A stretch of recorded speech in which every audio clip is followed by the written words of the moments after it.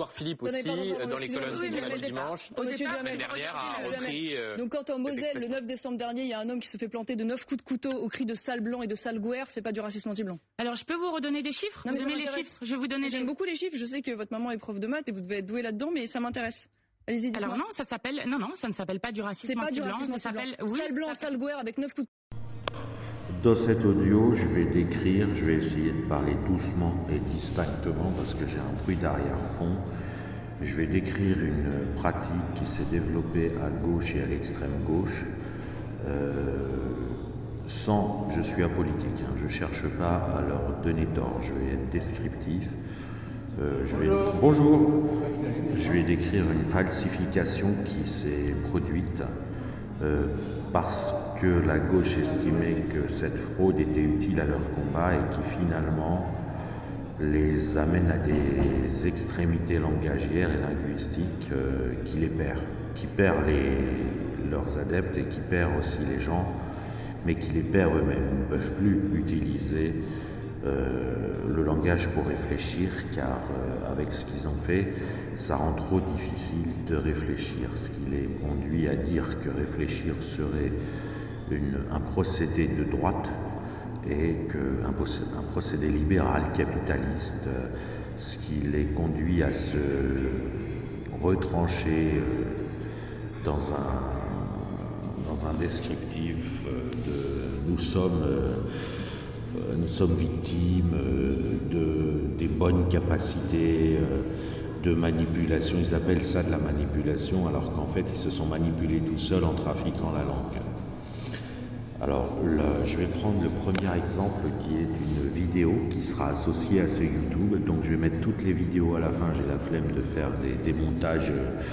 Donc, vous pouvez utiliser le petit curseur et aller voir les vidéos à la fin. C'est une vidéo dans laquelle Mathilde Panot a dit hier soir, donc je ne sais pas combien on est, le 15 ou le 16 décembre, peut-être le 17 décembre 2023, que le racisme anti-blanc n'existe pas. Elle était dans un face-à-face télévisé sur BFM TV avec Marion Maréchal Le Pen qui lui citait un exemple précis et qui a réussi à la forcer Mathilde Panot à répondre. Elle lui dit, voilà, il y a eu le 9 décembre un homme qui a crié sale blanc et qui a poignardé une victime de 9 coups de couteau au motif qu'elle est blanche. Appelez-vous ça, Madame Mathilde Panot, appelez-vous ça du racisme anti-blanc? Et Mathilde Panot a répondu, non, ce n'est pas du racisme anti-blanc.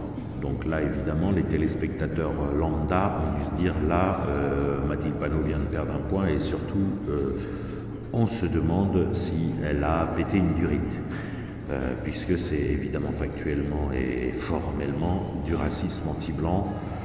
Et il n'y a pas à en tirer des conclusions idéologiques, il n'y a pas à faire un choix politique pour autant. Mais c'est un acte qui est un acte de racisme anti-blanc. Et Mathilde Panot dit non, ce n'est pas un acte raciste anti-blanc. Donc, question, est-ce que Mathilde Panot est devenue complètement folle ou schizophrène ou je ne sais pas quoi? Enfin, pourquoi dit-elle, devant une question précise, qui souffre aucune contestation, pourquoi affirme-t-elle que ce n'est pas du racisme anti-blanc? Alors là, on va revenir sur quelque chose qui s'est passé à gauche, alors qui s'est fait tout au long du XXe siècle. Ce n'est pas nouveau et ce n'est pas lié à l'islamisation, enfin à la conquête agressive par l'islam de l'Occident. C'est pas une folie récente, c'est une maladie entre guillemets, si vous voulez, c'est une maladie. J'utilise le terme maladie ici si vous voulez, comme une sorte de quelque chose qu'on développe involontairement, sans s'en rendre compte forcément. Et au moment où on s'en aperçoit, on ne sait pas comment s'en soigner, enfin, s'en débarrasser. C'est une sorte on est capturé par un problème ou par une faiblesse qu'on n'avait pas initialement. Donc ça survient, ça peut se soigner, mais avec l'aide de l'extérieur ou avec l'aide de produits ou en faisant. Mais on en est un peu victime. C'est une maladie de la gauche en ce sens. Et ça ne veut pas dire que la gauche ne doit pas gagner des élections. Je ne suis pas en train de faire de la politique. Je vais juste expliquer sur cet exemple précis comment la gauche s'est tirée une balle dans le pied. Tire une balle dans le pied, enfin, on tire une balle sur ses électeurs et une situation difficile. Elle a décidé de renommer les choses. Elle a décidé que si on gardait le langage objectif, scientifique, ça donnerait un avantage au libéralisme et au capitalisme.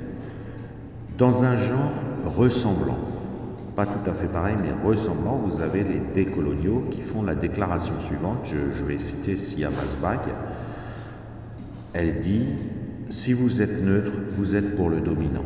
Dans une confrontation entre le dominé et le dominant, si vous êtes neutre, vous êtes pour le dominant. » Alors le mouvement décolonial indigéniste, il est plus récent et il assume mieux ces anomalies en les présentant comme volontaires. Ces bizarreries de la gauche, il les assume mieux parce que, pour des raisons diverses qui n'est pas l'objet de cette vidéo, mais parce qu'ils sont dans un combat explicite. Ils prétendent qu'ils vont se battre avec des armes contre les bourgeois, contre les blancs. Bref, et dès lors, ils prétendent que le blanc ne mérite pas de vivre, que le mécréant ne mérite pas de vivre. Ils le disent, ils l'écrivent. Hein. Par exemple, si Passia Masbag, Nouria Boutelja dit « Je suis Mohamed Merah », elle soutient Mohamed Merah et elle cache pas son positionnement guerrier et ce qui leur permet, du fait d'assumer complètement leur position djihadique, qui est une dérive du djihad islamique, mais qui est une espèce de reconstruction de ce djihad dans un mouvement, dans une théorie décoloniale, ça leur permet de ne pas se berner eux-mêmes avec les escroqueries qui ont été inventées par la gauche dans une bonne intention qui était d'exister face à la droite et de vaincre la droite. Donc c'était au départ un outil de communication, c'était une fraude pour la bonne cause. Cette fraude, elle consiste à refaire les mots et je prends l'exemple de Mathilde Panot, on va inventer une définition du mot raciste qui ne peut pas être valable parce qu'elle va tenir compte d'une situation qui précède ce que ce mot, qui est historique, et elle va interdire à une classe dominante, aux membres de cette classe dominante, qui eux ne sont pas forcément dominants, d'avoir le droit, dans leur position de victime, d'accuser l'agresseur d'être raciste au nom du fait que le mot raciste devrait être réservé aux classes dominées. J'entends par là, le mot raciste devrait être réservé aux races qui historiquement ont été dominées, selon un logiciel que la gauche définit. Ils vont parler, dans ces cas-là, ils pensent à l'esclavage, au racisme anti-noir qui valide au racisme anti-arabe, qui est plus difficile à valider parce qu'il est issu de la colonisation. Alors pourquoi cette définition? Parce que c'est qu'une définition, donc elle n'est porteuse de rien. Une définition, c'est abréger un groupe de mots, une expression longue, une description longue par un mot. Pourquoi c'est pas valable? Parce que quand vous voulez qualifier une situation, vous ne devez pas avoir besoin d'analyser un contexte.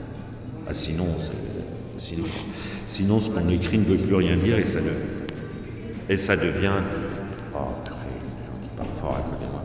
et ça devient indéchiffrable. C'est-à-dire que vous avez une action, vous avez le film d'une action, on va vous demander si le geste est raciste.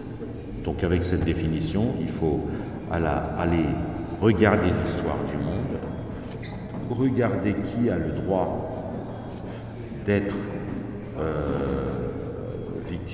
d'être qualifié comme victime de racisme au nom de ce qui se serait passé dans un passé lointain. Et par ailleurs, il faut analyser à quel groupe appartient la personne, si c'est un groupe dominant ou pas. Si vous êtes blanc, pauvre, malheureux, sans défense, comme vous appartenez au groupe des blancs, la gauche va dire vous héritez, elle va décréter automatiquement que vous héritez des... des ressources dominantes de groupes auxquels vous appartenez. Bon, je vais pas y arriver. Je pensais être tranquille, mais tout ça, les mecs ne peuvent pas parler doucement. Ils font chier. Voilà, et donc, c'est une définition qui ne peut pas être utilisée. Pourquoi? Parce que quand vous donnez une définition à un mot, il faut que ce soit, il faut que la personne puisse dire si oui ou non ça s'applique à la situation au regard de la seule situation. Je vais donc dire quel est le sens que tout le monde comprend du mot racisme. Il est très facile à comprendre.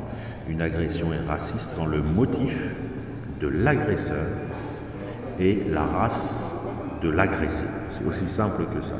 C'est-à-dire quand un agresseur n'en veut à sa victime, enfin en tout cas n'agresse sa victime, que, enfin ou en tout cas au moins avec une partie de motivation, qui est la race, la couleur de peau, l'ethnie, putain mais c'est insupportable, l'ethnie de cette victime. Je vais m'éloigner parce que c'est insupportable, c'est choquant. Et vous allez sur les messages que vous nous donnerez. Donc voilà, je m'éloigne. Voilà. Pourquoi cette définition est correcte et d'ailleurs comprise par tout le monde? Parce que vous examinez la situation, vous demandez à l'agresseur, alors évidemment il peut ne pas vous répondre, mais généralement il l'exprime.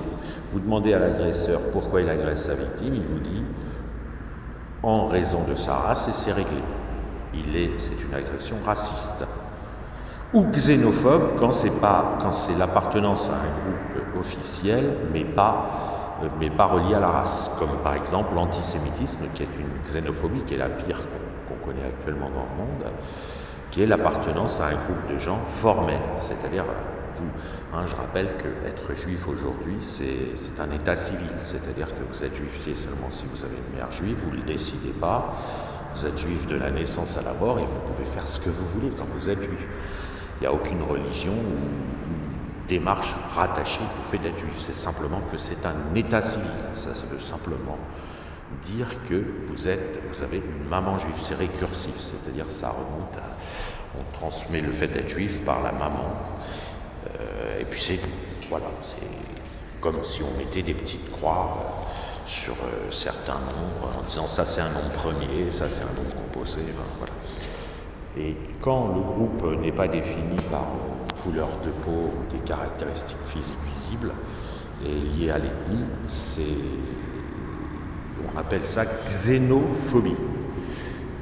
Donc le racisme est une forme particulière de xénophobie. Mais blanc, c'est la race. La peau blanche, ça définit quelque chose que les gens appellent la race. Après, c'est un mot populaire, mais peu importe. Et dès lors que vous agressez une personne qui est blanche, au motif qu'elle est blanche, c'est une agression raciste. L'astuce, l'arnaque de la gauche que je viens de décrire, du paradigme de la gauche que je viens de décrire, qu'elle a inventé, c'est ça, c'est fait au XXe siècle. Alors ça ne s'appliquait pas au racisme, ça s'appliquait à d'autres types de problématiques et de conflits, mais c'était la même mouvance. Donc là, je rappelle que vous avez aussi, la gauche a considéré dans les années de 70 jusqu'à 90 environ, après ça s'est calmé, il y a eu un grand mouvement de militantisme dans les universités qui se sont considérés et dans les instituts de recherche. Alors évidemment, ils ne pouvaient pas trop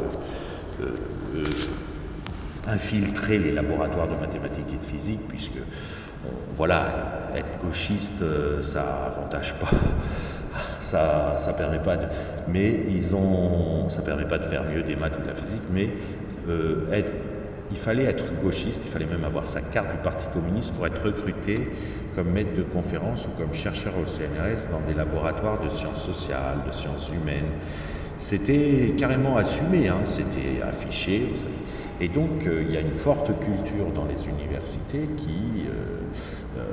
toutes les branches qui ne sont pas des sciences objectives, qui ne sont en fait pas des sciences du tout, mais qui sont en tout cas pas des sciences dures, où on fait des démonstrations irréfutables, etc. toutes ces branches ont été infiltrées par la gauche. Alors, je ne le critique pas. Bon, c'est pas le truc idéal. Oh merde, j'ai bu mon café. Ouf, pardon. Je ne le critique pas, même si on pourrait rêver que les labos de sciences soient plus objectifs. Mais enfin bon, je ne le critique pas parce que tout dépend du contexte. C'est-à-dire que du point de vue de l'extrême gauche et de la gauche, ils ont l'impression de lutter contre des monstres. Un bourgeois est un monstre, et donc tout est permis. Donc il ne s'agit pas de... Pour répondre à la question, c'est mal ce que la gauche a fait, il faudrait répondre à la question, sommes-nous des monstres, nous, les gens accusés par la gauche de l'être, les bourgeois, souvent les classes moyennes, puisque l'extrême gauche se caractérise plus en s'alliant avec les classes très défavorisées. J'ai pas envie de répondre à cette question. C'est pas, évidemment, moi je ne pense pas, mais je veux dire, objectivement, le fait d'infiltrer le CNRS dans les départements de ces labos non scientifiques, soit les sciences humaines, tout. Dès que vous avez un science devant le truc, c'est que c'est pas scientifique. Les vraies sciences, elles n'ont pas besoin d'ajouter science devant leur nom. Médecine, biologie, mathématiques, physique, vous dites pas science devant. Vous mettez science quand c'est pas une science, c'est un petit paradoxe de voilà, n'étant pas des sciences, elles ont besoin qu'on mette le mot science pour la géographie, l'histoire. Voilà, on dit pas science historique, on dit pas science géographique. Mais voilà, elles ont besoin de mettre science parce qu'elles ne le sont pas enfin, c'est les paradoxes de la communication. De ce fait, ils sont passés à côté de ce problème de restriction qu'on doit observer dans la définition des mots. En inventant qu'il n'y a pas de racisme anti-blanc parce qu'un acte raciste peut provenir que opéré par un membre d'une classe dominante sur une victime d'une classe dominée à titre de dédommagement d'une classe vers l'autre, leur combat politique. Qu'on soit d'accord ou pas, le combat politique est là. Mais il est invalidé parce que, du coup, le mot ne peut plus être examiné. Parce que quand vous donnez des définitions à des mots, vous ne pouvez pas dire c'est valable pendant 10 ans, puis si les dominants deviennent les dominés, ce qui est le cas plus ou moins actuellement qui est en train d'arriver, ce sont plutôt les blancs qui sont esclavagisés en Occident maintenant, enfin en tout cas chez les jeunes, dans les classes populaires, et voilà, on ne s'y retrouve plus. C'est pour ça qu'un mot, il doit être clair, net, précis, objectif. On dit que c'est bien ou c'est mal si on veut, mais le mot, il faut que tout le monde soit d'accord sur son sens. Je vais prendre un deuxième exemple, et après la vidéo sera terminée, de modification de langage. Et là, on va voir que cette fraude de la gauche a été beaucoup plus ancienne et beaucoup plus longue. C'est la notion de requalifier un malheur, une souffrance qui arrive à des gens par une inégalité, une injustice. Alors pourquoi ils ont fait ça? Vous voyez quelqu'un souffrir et vous dites cette personne est victime d'inégalités, des inégalités de notre système.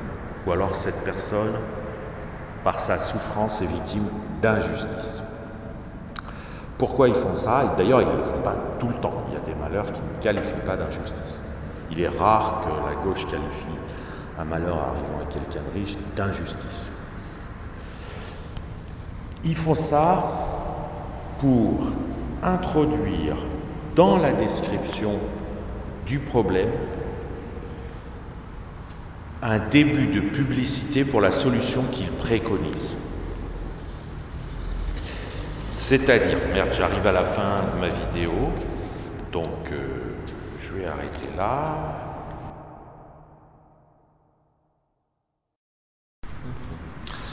Alors c'est la suite.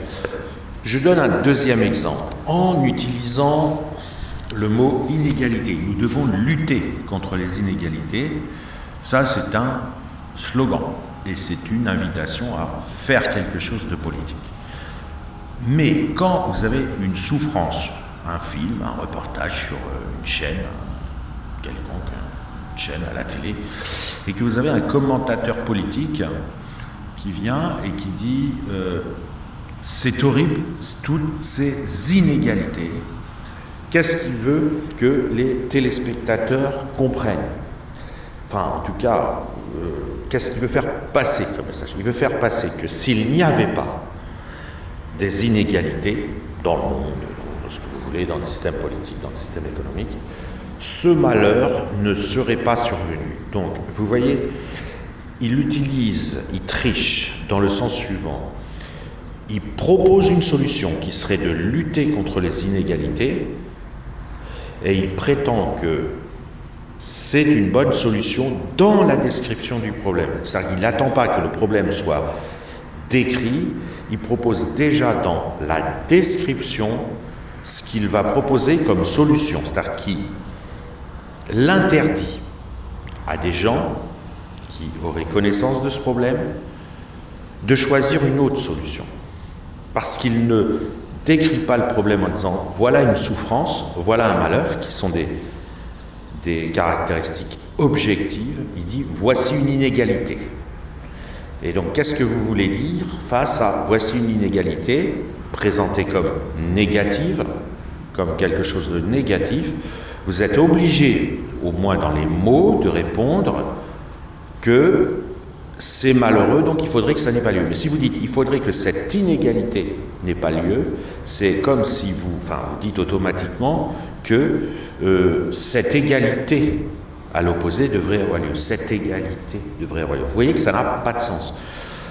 Ils décrivent une situation en disant voici une inégalité.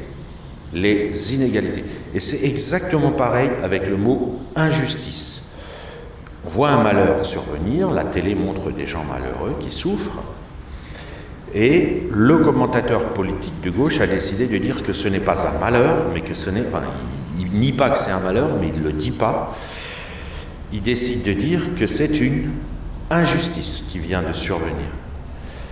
Quel est le sous-entendu?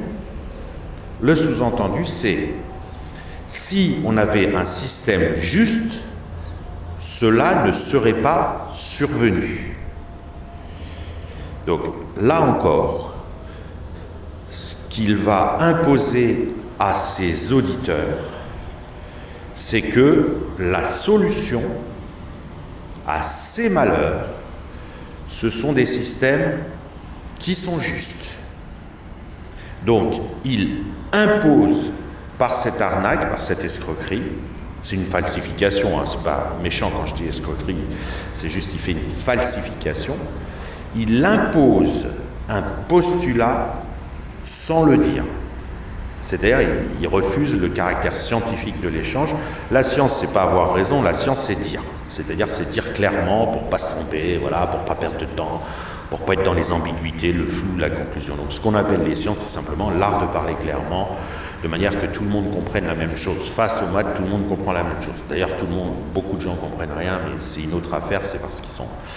Voilà, ils refusent de lire le message tel qu'il est, parce que c'est chiant et que ça leur prendrait trop de temps d'apprendre à parler ce langage. Donc, quand il va dire « ceci est injuste », quand vous dites que ce malheur qui est survenu à monsieur ou madame Dupont est injuste, il va affirmer que si notre système politique était juste, ce malheur ne serait pas arrivé à monsieur et madame Dupont.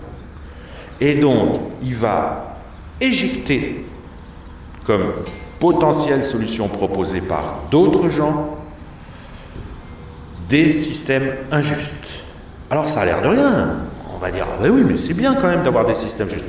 Ah oui, ça c'est certainement bien. On va même faire une tautologie, c'est juste d'avoir des systèmes justes.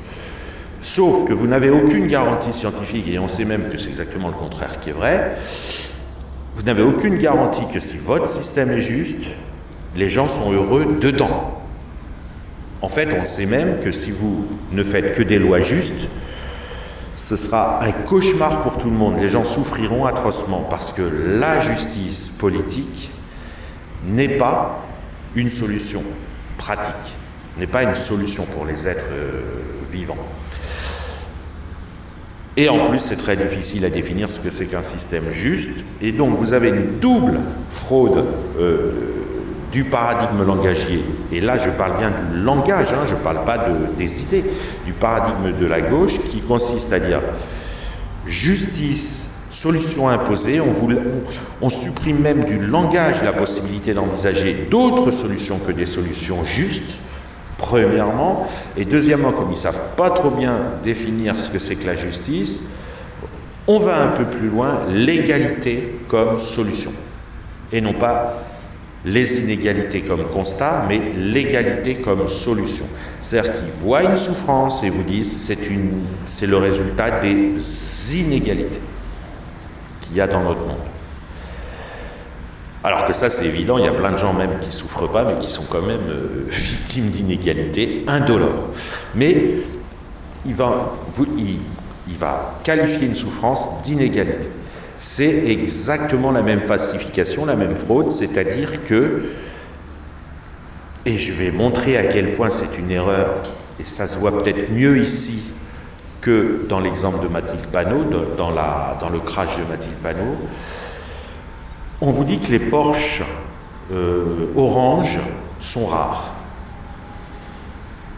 Non, je vais même aller plus loin. Les Porsche orange qui ont été achetés 10 € à leur propriétaire d'avant sont rares. Voilà. Et puis vous avez une Porsche orange qui passe devant vous. Et vous allez dire elle est rare. Bah elle est devant vous. Ça ne veut rien dire qu'elle est rare.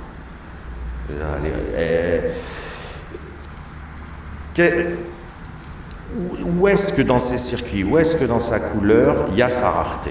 Nulle part. C'est juste un traficotage de la grammaire. Quand vous dites les Porsche orange sont rares, c'est une mauvaise manière de parler pour dire que les Porsche orange forment un groupe dans lequel il y a peu d'éléments. Par exemple, les trèfles à 4 feuilles, c'est connu que c'est pas qui sont rares. Quand on parle, on va dire qu'ils sont rares, ça veut juste dire que si vous comptez tous les trèfles à 3, 5 feuilles, etc. sur une pelouse, et que vous comptez ensuite à l'intérieur les trèfles à 4 feuilles, de ce groupe des trèfles, peu importe le nombre de feuilles, vous aurez un petit pourcentage qui est occupé par les trèfles à 4 feuilles. Mais si vous prenez un trèfle à 4 feuilles, en dehors, et que vous le sortez de son contexte, vous ne pouvez pas dire « il est rare ». Ça ne se voit pas sur... c'est pas... Voilà, si vous avez un martien et vous lui donnez un trèfle à 4 feuilles, vous lui demandez « est-ce que c'est rare ?» Comment voulez-vous qu'il sache en regardant le trèfle à 4 feuilles? De même, si vous prenez un prénom qui est rarement donné aux gens, vous donnez au martien ce prénom et vous lui dites « est-ce que c'est un prénom rare ?» Il n'en sait rien. Le prénom, c'est une suite de lettres, voilà. Donc on voit cette dérive et il y a un exercice à faire. Vous pouvez prendre une feuille, il y en a au moins 100. Il y en a au moins 100 comme ça, escroquerie de gauche. Eh bien, je vous invite à en faire la liste, à les trouver parce que c'est très amusant.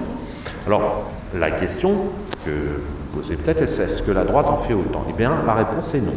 La droite a d'autres défauts, mais elle en fait moins. Idem pour l'extrême droite. C'est vraiment une caractéristique de la gauche.